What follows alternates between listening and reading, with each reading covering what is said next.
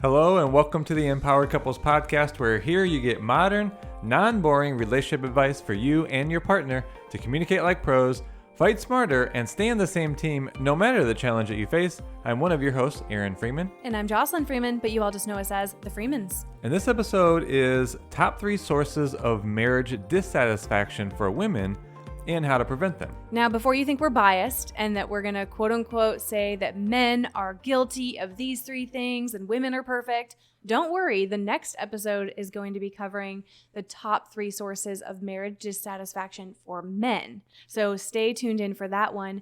And as we go into these 3 areas, it's important to note that we're not saying men are the only ones that maybe are quote unquote guilty of these. It goes both ways, right? So we're just covering the top 3 that we hear most commonly, whether that be from our sessions, from questionnaires, from online, like all of the sources of the information that we get.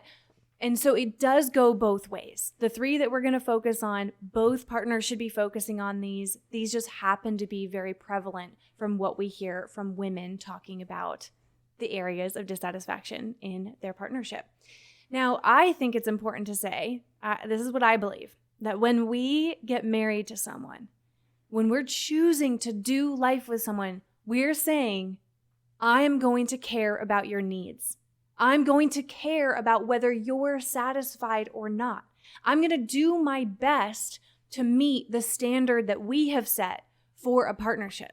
So again, that's just what I believe. It's not, hey, let's do life together and just accept what you get from me, could be bare minimum, could be pretty good, but we're going to do life together. So, take it or leave it, That's not what we're saying. Yeah. And the bottom line is what's practical is that you get into a marriage yourself for a benefit. Mm-hmm. I mean, and why not? And there's many benefits. Like you can create a specific kind of life together by being in a relationship with someone else, especially when you can kind of match on core values. You can set a vision.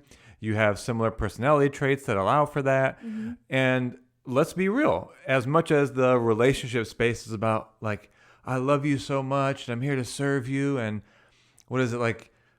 You'll never want for anything, right? Mm-hmm. Like all of those idealistic statements that you make in the beginning.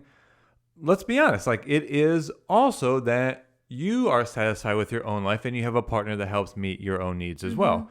It's just when this gets very out of balance and you're not helping to support the needs of your partner, which are going to be changing as you go through different seasons, or when they feel as if they're in conflict, like me now meeting the need that I had to be in this marriage seems to be in conflict with what you have. And we're saying there's always a way to express, make agreements, to negotiate so that there's not an actual conflict because your needs are mostly just like separate. You just think sometimes they overlap.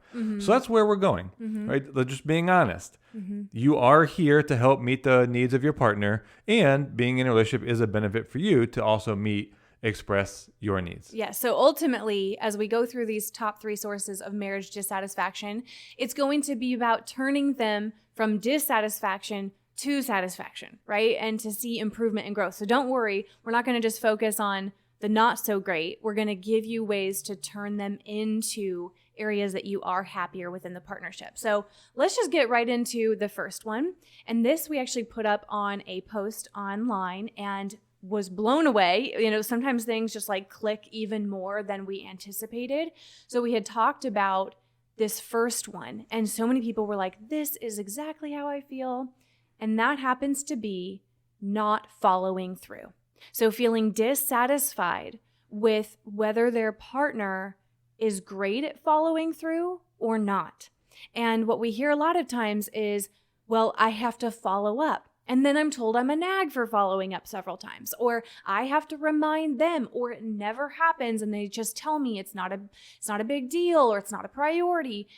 And Aaron, I think it'd be great if you maybe speak to the importance of whether it's a small promise or a big promise, like our word and how it connects to our integrity. Well, this comes down to being a partner. In this case, we do hear this upset from women more. So that means that men, for various reasons, are not following through to the level that they could be. And so what is this? when you say yes, you create a bond with your word. You create a bond and put your count on ability, your reliability, and your trustworthiness on the line as soon as you say yes. Period. So now you have two options. You say yes, and if you don't follow through, then that erodes trust. Just bottom line. If you keep your word, it increases trust. That's just how this goes. So if you say yes and you don't follow through, erodes trust. If that happens more frequently, however small, and we're going to get to some of the reasons, but it doesn't matter how small. You said yes, whatever it was going to be. Pick up your clothes, do the dishes, take the trash out, pay the bills, get the oil changed, pick up the kids, make deposits, plan a date, not getting reactive, initiate repair. There's various things. You just have to follow through on those. And if you don't over a period of time, then that decrease in trust leads to this, you could call it a perception, but to be honest, you're causing this in your partner. They can't count on you. They don't see you as reliable. If you don't count on someone or see them as reliable, are you going to be drawn to them, attracted to them? Is there going to be a high level of passion? No, because exactly what you're saying. The respect is also down. Yep. So as a male partner, speaking to males that are listening, if you feel that attraction, passion, respect, trust is down, I'll just say it like this to be, I guess, funny. Bro, you have a huge role in that. Are you being someone of your word and following through on what you say you're going to do? If not, this is on you. This isn't that your partner needs to make more attempts to intimacy. It's not that they need to change their behavior because you don't feel respected. It starts with you. You have to look at this follow through. Yeah, I was going to add too that, we're not saying that you are doing this intentionally, like not following through. Maybe some people are, right? But for the most part, that's true. It's not intentional mostly. Yeah, we're not saying most men are like malicious and trying to not follow through and don't have integrity. Sometimes it can be unconscious, or there's a lot of reasons as to why this can be the case. But one that we hear often from men is, well, I just think there are other things that take priority. And so that's where we need to be really honest about the priority levels of things and be able to hear our partner out as to what level of priority something is. And so, Aaron and I will do that. If we say yes to certain things, hey, would you do this? Yeah. Okay. Hey, could you do this? Like we promise these things to each other. We're also transparent about the level of priority. And we will say something like, yes, I will. And I feel like I've got some like big things I need to accomplish today, so I'll have it done by the end of the week, right? Like giving a time frame, being honest, or asking a question. Hey, yes, I can. And I know you also wanted me to do blank, or I need to do this. Which one do you think takes priority? Like if I could get just one accomplished today. So either share where you're at in timeline or ask the level of priority, get on the same page, because that's a big way you can reduce this friction around disagreeing about priority level and timeline of accomplishing the things that you promise. So does this mean you say yes to everything? No. So a big part of this is also being responsible for what you say yes to. Yeah. And maybe that looks like you say no a little bit more often. Just be really clear. Or and it's not like a yes and then no, and then you just keep on telling your partner like no, because now you're not helping meet their needs, so that's not going to help their satisfaction. But it's more like, I just don't think I can commit to that. Could I do that in a different month, or is there a different way? Can we get could I hire someone, right, to help that? So you still look for alternative ways to get that specific need met if it's high priority. So just some of the other excuses here that, just to be honest, just don't fly. Like if you say you forget, that doesn't fly. Put a calendar reminder. Put sticky notes out. Like do what you need to do to remember of the things that you promise. Like I live by my calendar. We don't count on our memories. I mean, we actually free up space, I would say, in our memory by not trying to remember things. Right. That's why you have a calendar. Exactly. Not important. And certainly getting them off your back. If you're saying yes to things just to get your partner to stop like asking you or Just appease them. Yeah, appease. This is called compliance. That doesn't fly. No. Because you're not being honest about what you can or can't do. And you're not also being honest that you feel some level of either pressure or control. Like, you're just not being honest. If you say yes and you don't plan on doing it, that's another place. Like, that's on you.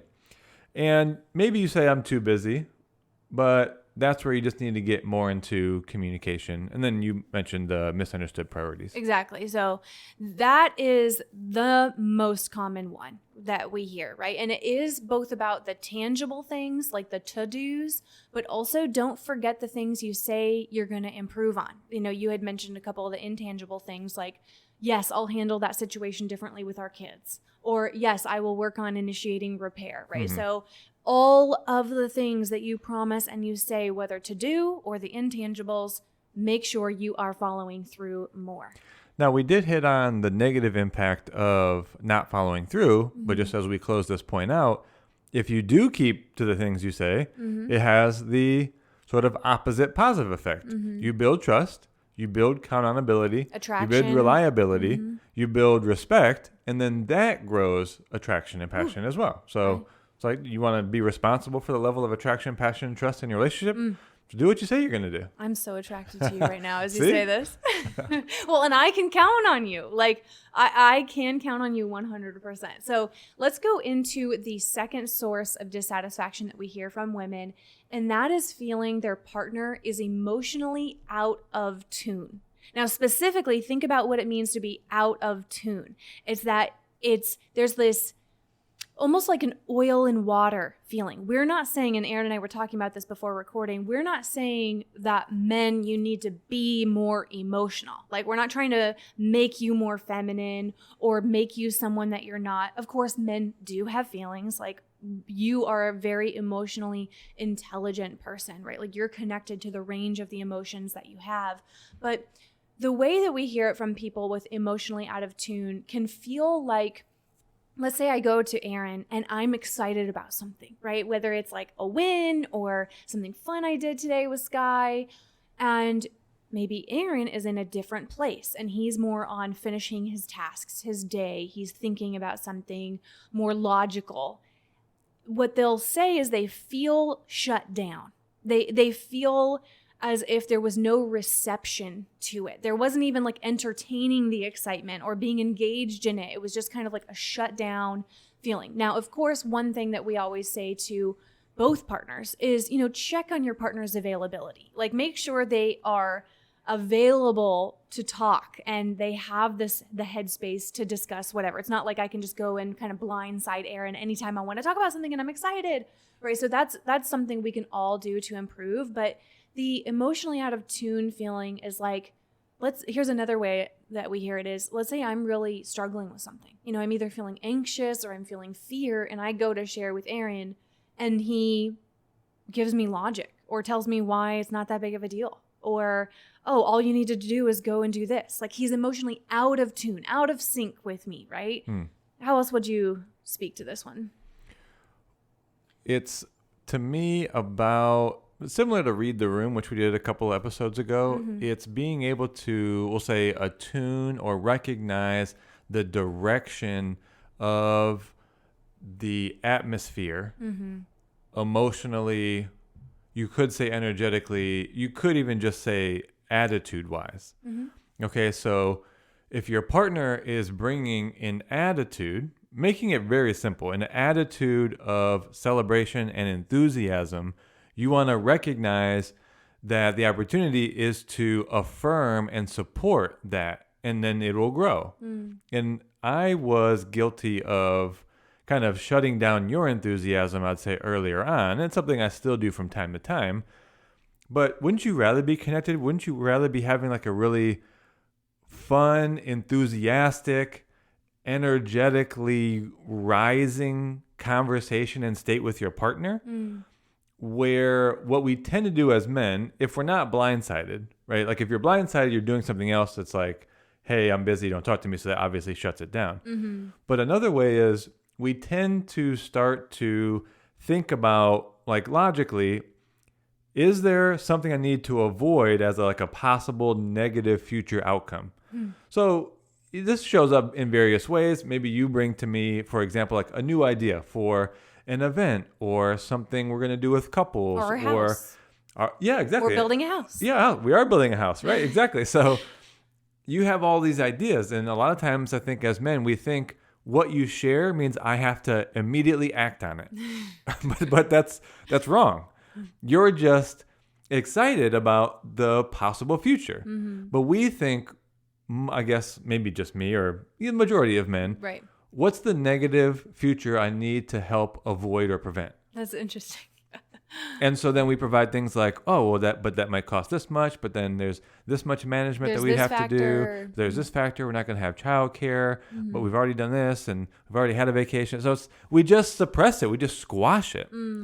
And you can build this connection, this fulfillment, this satisfaction in your relationship by just affirming the direction of the energetic attitude or emotion. Mm-hmm. So that's from a positive sense. And I think the other way is also important to mention. If your partner is in more of a, just say a negative direction, then as you said, logic just shuts it down. So you're just not, well, the term is kind of like holding space. You're not allowing for the emotion to be expressed. Mm-hmm. You're just invalidating it. That's the main thing I would say. You just invalidate it. Now, it doesn't mean you want to go with them further negative. Mm-hmm. But I think in those cases, what you want to do is recognize the direction of the attitude or the emotion. And rather than either shut it down or go negative, hold more of a confident attitude for yourself. Like, hey, definitely hear you. That was a big thing. And that I could see how you'd be fearful or you want to share more with me. And like listen and be present. Yeah. And then provide some reassurance. Mm-hmm. Hey, I hear you. Is there anything else you want to share? You say, no, that was about it. I'm here for you. Everything's going to be okay. Yeah, is there anything I can do? Mm-hmm. Hey, I'm confident personally in myself that we can get out of this situation. Mm-hmm. So you're just providing the steadiness of reassurance to get back into more of a positive atmosphere. Yeah, that steady word really resonates. Being able to hold space for it. Like, we're not saying, again, men, you need to go where we go emotionally, but it's that steadiness, that ability to hold space and be attuned to it, right? So I think this is important to also consider with being emotionally in tune and carrying, like some women just feel like they carry the emotional weight of even the partnership, that I am maintaining kind of the emotional part of our relationship. I'm the one caring about whether we're connected. I'm the one caring about whether our intimacy is, thriving or not, or whether our kids are doing, emotionally well.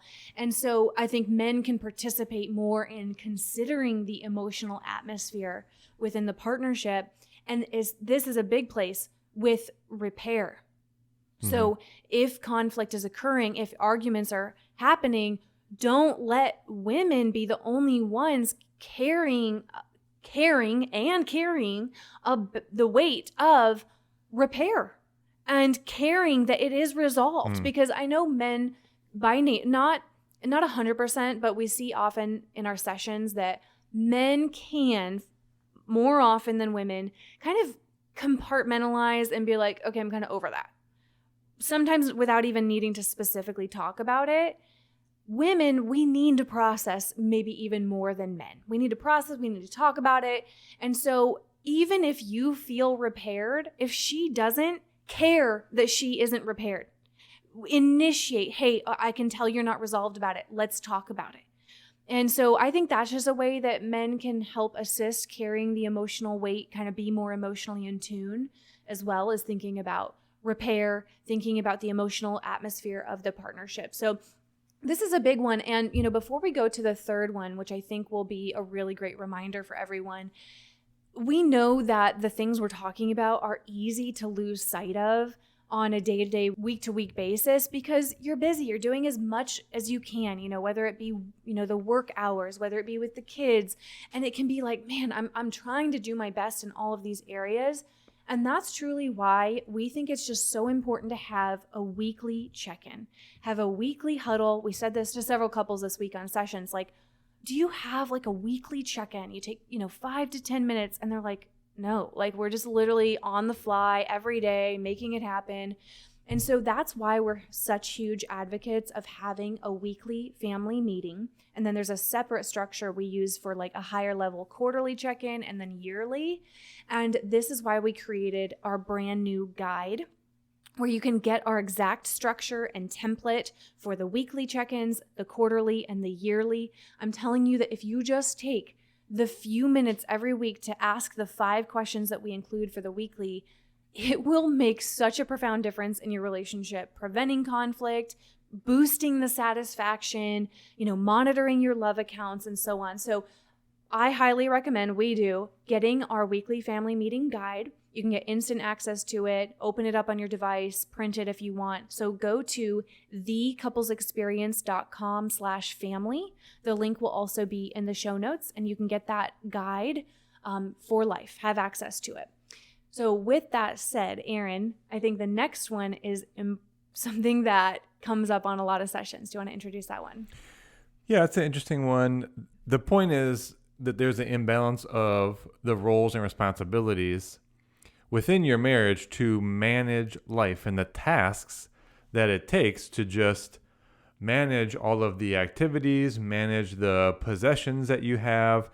And it does seem to fall on women when it comes to more household things. But really have to expand upon that, because it's not just household. There is children, there's like material upkeep, whether it's like your vehicles, your house, a boat, the yard, like, things that you both own. When you own something, you're responsible for the upkeep in it. And then there's paying bills, there's the financial side, there's like keeping track of certain things. Sometimes that could be maybe keeping track of the food you eat. Maybe it's like when you're low on certain food. So it does seem like a lot of that can get lumped into more of a traditional role and responsibility of women versus men. And to us, the bottom line is, what have you expressed in terms of your needs for roles or responsibilities? What have you agreed to? And after a while, does there need to be a revisit to adjusting them? And so really keep that in mind, because you don't have to fall into one grouping. You can be in a different season where you want something different. Desires, wants, needs, they're always changing. So you don't want your roles and responsibilities to be something that, I was going to say you choose in the beginning and then it never changes, but maybe you didn't even choose them. Like, have you actually talked about them? Yeah. I was going to add, yesterday we were talking to a couple where they're both working full time. He's finishing his residency, right? So with that, trying to be a surgeon, really, really long hours. She's working full time. They have 2 kids, the household, and they were currently feeling like just overwhelmed by the, the burden of all the roles on them. And every couple has a different configuration. We talk to some couples who it's one person who works. Sometimes it's both people. Sometimes both are entrepreneurs. Some have kids, some don't. And so we all have a different configuration.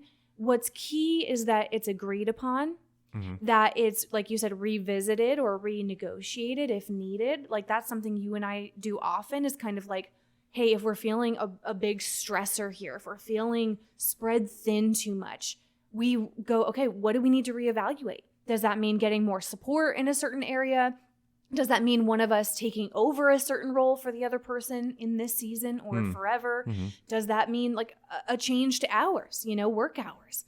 We have good friends of ours who are really making changes to their career, both of their careers, and they've got kind of like a different timeline. They're kind of stacking, breaking down the changes because they know that it was really stressful on them, both of them working full time and 2 kids under 5 years old. And so you need to revisit those things. And of course, it's big decisions. We know everyone has different considerations financially, support level around them. Like, so of course, there's things we all have to consider, and it's not the same for everyone. But if we don't feel like we're choosing the quote unquote sacrifices, right? Because like we do need to make temporary, sometimes hopefully not permanent sacrifices for things that are important to us, but different seasons present different sacrifices or things that don't get to be as important, things that we have to do to make our lives work. if it's not chosen, though, that's where it can feel like there's resentment or feeling like it's, causing suffering. And so it can't be forced upon you. Like, no, this just is your role because I say it's your role, right? It's like, that's what I witnessed growing up, And well, let me add something to that. Sure. It can't just be your role just because I say I'm not going to do it. That's good. Well, I'm not doing that. Well, it's so it means I have to do it then? Yeah. Right. So yeah, renegotiating that. And I would say just don't default just to what you saw growing up, right? Like, because that might be different from each other. And it also might not have been best. Like, were your parents that happy? So even if it worked in terms of functioning, were they happy? Truly? So, well, and you know what? Maybe they were. But it's just also a different generation. I mean, things cost a lot less. They cost a lot more now. You probably are like that generation didn't travel and necessarily. I mean, this is probably more general, but maybe they didn't want to like travel and see the world and experience cultures and all of those types of life. It's just a different lifestyle also. Yeah. So not necessarily that they were dissatisfied, but everyone wants a different kind of lifestyle. And so don't put on the roles and responsibilities onto your partner based on a lifestyle that you saw your parents or grandparents or someone else live when you don't know that those lifestyles that you each have are the same. So it doesn't make sense. Yeah. And it just, the key is it just needs to be agreed upon. So we're not even saying that traditional roles can't work for some people as long as both people agree to it and feel as though that is win-win. And I'll just say this as one perspective, because I saw someone online.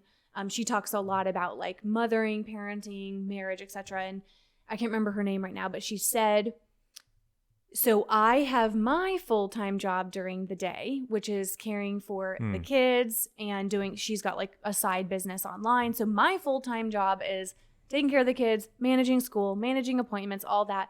He's at his full-time job during the day. Then when he comes home, it's now our job, right? It's our job around the house. It's our job with the kids. And I thought that was a great way to see it. And again, everyone's setup is different, so you need to put it in your context. But I think that you just don't want to say, just because I don't want to do it, exactly like you said it, like you now have to do it. So make sure you revisit, renegotiate, look at where you feel strained, where you need to maybe swap roles or take on roles so that you feel like a partnership. That's a big thing. There you go. Delete some things or delegate them. Stop doing some things. Have someone else do it. Pay someone else. If you can, right. Because ultimately what women say is, I want to feel like a partnership. I want to feel like partners we're carrying our weight. And that doesn't mean it's always fair in terms of 50-50. Like in one particular area. Like laundry, for example. It doesn't mean I do laundry 50%, you do 50%, because it might not be broken down per task. It might be more high level, looking at your life. And we say this a lot. Fairness is a lot harder to accomplish because then you're really getting like line item by line item, kind of counting, keeping score. What you want to seek is harmony. That there is harmony, that you are both thriving as much as you can, and that it doesn't feel like one person is sacrificing or carrying the burden more. So it's about partnership. It's about being a team that will boost satisfaction, attraction, unity. You will feel like a happier couple. So it is worth putting the time into these 3 areas where women express dissatisfaction, turn them into areas of satisfaction within your partnership. And like we said, a great way to keep your eye on these, to not lose sight of them, is with our weekly family meeting guide and templates. You're not only going to love the template that we have for a weekly meeting, but also the higher level quarterly and yearly. So powerful for the relationship. It will help you from getting off track too far. Keep your satisfaction high. So go ahead and get that guide at thecouplesexperience.com/family. And that is also going to be linked in the show notes. But we hope you loved today's episode. And don't worry, men, you're getting an episode next. So stay tuned for that one. But we love you guys, and we will talk to you on